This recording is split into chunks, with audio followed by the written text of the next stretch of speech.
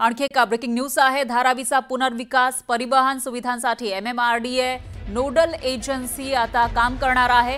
Railway, बस, bullet train, metro ट्रेनशी MMRDA समन्वय साधणार असल्याची माहिती आहे। शास्त्रीय अभ्यास करून संरचनात्मक आराखडा तयार करणार असल्याची माहिती सुद्धा समोर येते।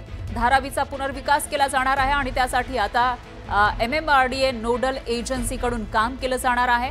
रेल्वे, बस, बुलेट ट्रेन त्याचबरोबर मेट्रो ट्रेनशी MMRDA समन्वय साधणार असल्याची माहिती आहे। तर शास्त्रीय अभ्यास करून संरचनात्मक आराखडा तयार करणार असल्याची माहिती ही समोर येते।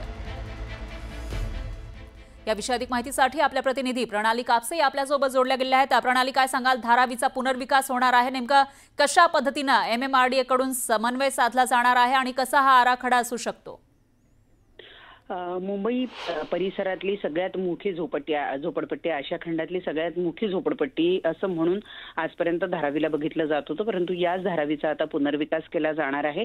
आपल्याला सगळ्यांना माहिती आहे की हा पुनर्विकास प्रकल्प जो आहे याची बऱ्यापैकी काम जे आहे म्हणजे त्याचा बायोमेट्रिक काम बऱ्यापैकी पूर्ण झालेलं आहे आणि लवकरच इथं प्रत्यक्ष कामाला सुद्धा सुरुवात होणार आहे।